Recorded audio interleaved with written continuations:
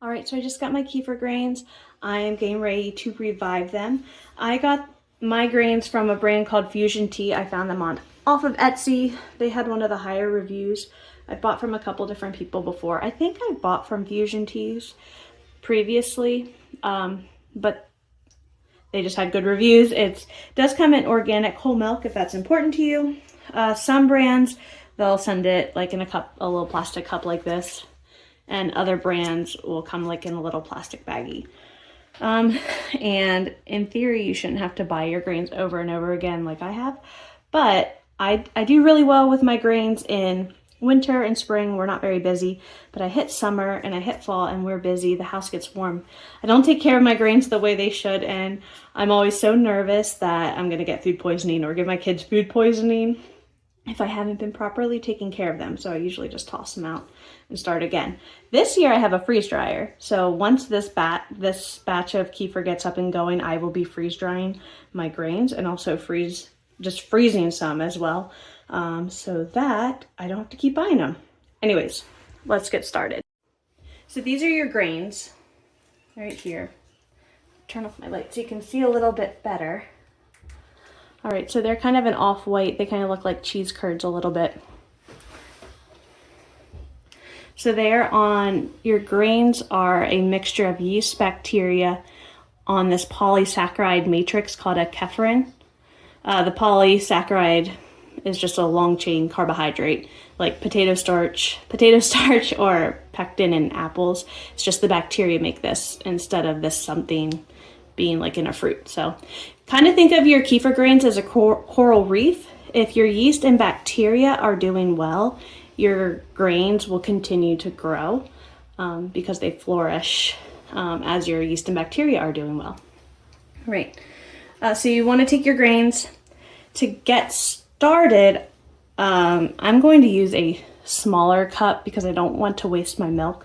But once my grains are established, I will either use a 2-cup mason jar, or if I know I'm going to use a lot of it for baking or for a lot of smoothies or something, I'll use my 4-cup 1-quart mason jar.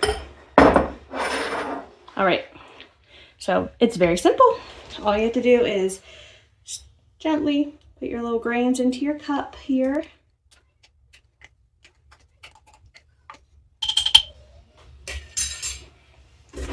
And then you'll cover them with milk. Whole milk is better to get them started.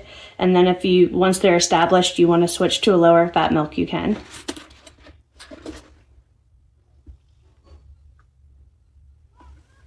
All right, so now all you're going to do is cover it with a coffee filter, place a rubber band on top, and cover it with the lid to just help keep out the dust.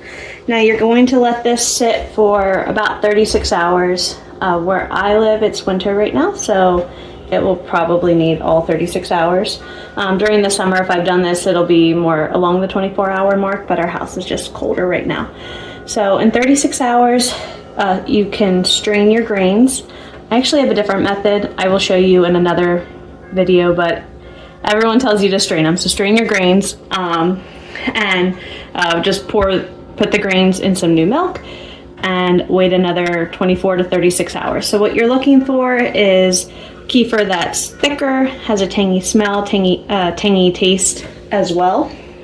And this is fermentation, so sometimes it takes longer, especially depending on the temperature of your house. That can speed up, slow down the process greatly.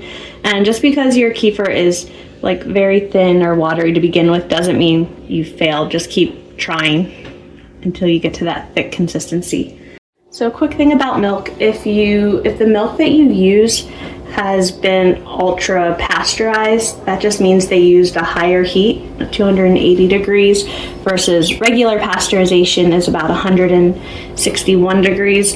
It's the time that varies as well, but the ultra pasteurized milk tends to break down the lactose structure, and your yeast and bacteria depend on that lactose to grow.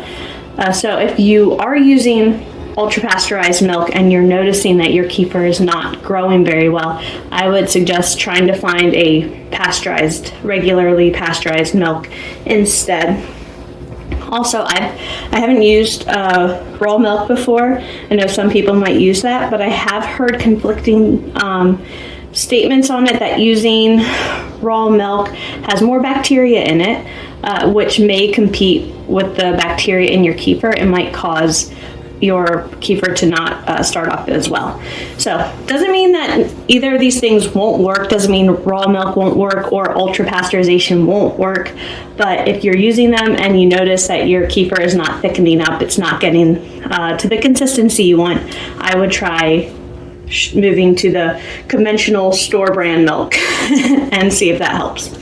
All right, so I will come back here once my grains are nice and fruitful and show you how they're doing. All right, thanks for watching, and I will put the Fusion Teas in the link. It's not sponsored by Fusion Teas, but if you want to get the same setup, you can do that. All right, thank you.